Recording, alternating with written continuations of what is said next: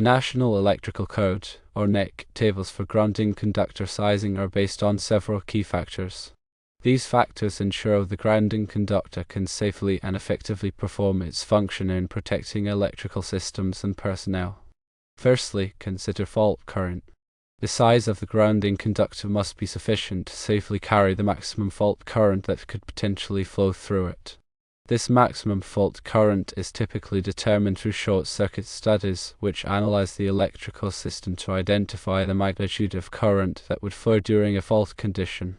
The grounding conductor acts as a path for this fault current to return to the source, allowing overcurrent protective devices such as circuit breakers or fuses to operate and clear the fault. If the grounding conductor is not adequately sized, it could overheat, melt, or even vaporize under high fault current conditions, compromising the grounding system's integrity and posing a safety hazard.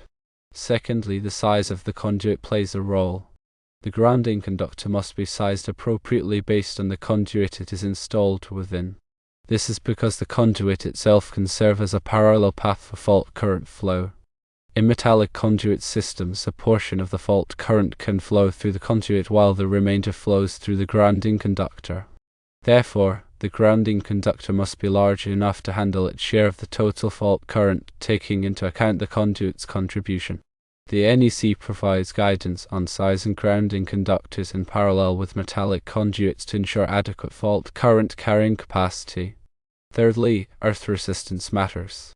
The grounding conductor must be sized to provide a sufficiently low resistance path to ground.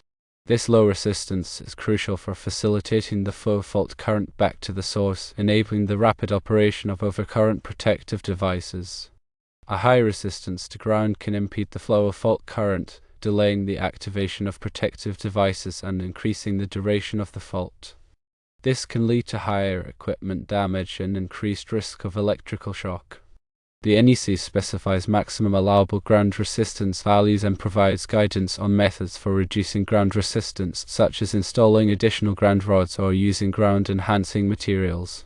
Fourthly, the material of the grounding conductor is a factor. The material of the grounding conductor significantly influences its ability to conduct electricity and resist corrosion. Copper is a commonly used material for grounding conductors due to its excellent conductivity and resistance to corrosion. Copper conductors offer a low impedance path for fault current, ensuring efficient grounding. Other materials, such as aluminum, can also be used for grounding conductors, but they may require larger sizes to achieve equivalent conductivity compared to copper. The NEC provides specific requirements for the types of materials that can be used for grounding conductors and their associated sizing considerations. The NEC tables, such as 250.66 and 250.122, provide minimum size requirements for grounding conductors based on these factors. These tables are designed to simplify the process of selecting appropriate grounding conductor sizes for various applications. However, it's important to recognize that the NEC tables provide minimum requirements, and in certain situations, a larger conductor may be necessary to meet the specific requirements of the installation. For example, if the calculated fault current exceeds the capacity of the minimum size grounding conductor specified in the table, a larger conductor must be used. Similarly, if the installation involves long grounding conductor runs or unfavorable soil conditions, a larger conductor may be required to minimize voltage drop and ensure adequate grounding performance. In addition to the factors mentioned above, other considerations can influence the selection of grounding conductor sizes. These may include the type of equipment being grounded, the voltage level of the electrical system, and the presence of sensitive electronic equipment. It's important to carefully evaluate all relevant factors and consult with qualified electrical professionals to ensure that the grounding system is properly designed and installed.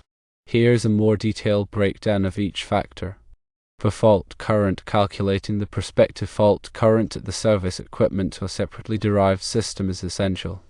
This calculation involves determining the available short-circuit current from the utility or the generator and considering the impedance of the service conductors, transformers, and other components in the electrical system.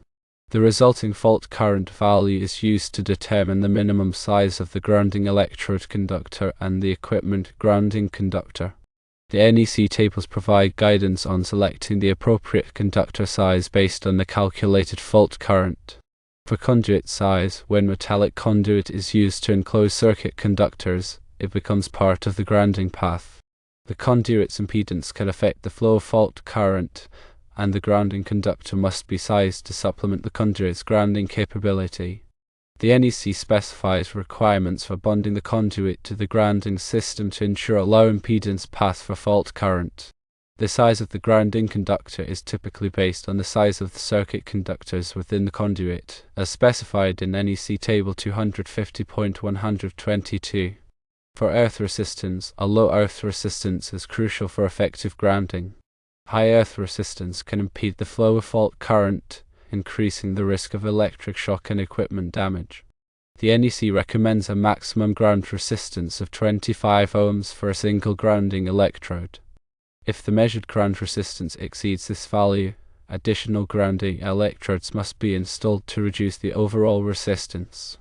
Techniques such as driving ground rods deeper into the earth, using multiple ground rods spaced apart, or treating the soil with ground-enhancing materials can help lower earth resistance. For conductor material, copper is the most common material for grounding conductors due to its excellent conductivity, corrosion resistance, and ductility. Copper conductors are available in various sizes and types, including bare, tinned, and insulated. Aluminum conductors can also be used for grounding, but they must be sized larger than copper conductors to achieve equivalent conductivity. The NEC specifies requirements for the types of materials that can be used for grounding conductors and their associated installation methods. The NEC tables 250.66 and 250.122 provide specific requirements for sizing grounding electrode conductors and equipment grounding conductors, respectively. These tables take into account the factors discussed above and provide minimum conductor sizes based on the size of the service conductors or the rating of the overcurrent protective device. It's important to consult these tables and follow the NEC requirements when selecting grounding conductor sizes. It is also crucial to understand the difference between grounding electrode conductors and equipment grounding conductors. A grounding electrode conductor connects the service equipment to the grounding electrode system, such as ground rods or metal water pipes. An equipment grounding conductor, on the other hand, connects the non-current carrying metal parts of electrical equipment to the grounding system, providing a path for fault current to return to the source. Both types of grounding conductors play a vital role in ensuring electrical safety and must be properly sized and installed in accordance with the NEC. In summary, the NEC tables for grounding conductor sizing are based on a combination of factors, including fault current, conduit size, earth resistance, and conductor material. These factors are carefully considered to ensure that the grounding conductor can safely and effectively carry fault current, protect electrical equipment, and prevent electrical shock. It's important to understand these factors and consult the NEC tables when selecting grounding conductor sizes for electrical installations.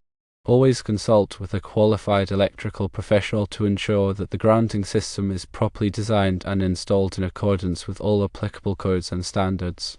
Proper grounding is essential for electrical safety and can help prevent serious accidents and injuries. Remember that the NEC provides minimum requirements, and in some cases a larger conductor may be required to meet the specific needs of the installation. The goal is to provide a low impedance path for fault current to return to the source, allowing overcurrent protected devices to quickly clear the fault and minimize the risk of electrical hazards. Understanding these principles and following the NEC guidelines will help ensure a safe and reliable electrical system. Keep in mind that electrical codes and standards are subject to change, so it's important to stay up to date with the latest revisions and interpretations. Consulting with qualified electrical professionals and participating in continuing education programs can help you stay informed about the latest developments in electrical safety and best practices. By understanding the factors that influence grounding conductor sizing and following the NEC guidelines, you can contribute to creating safer and more reliable electrical systems.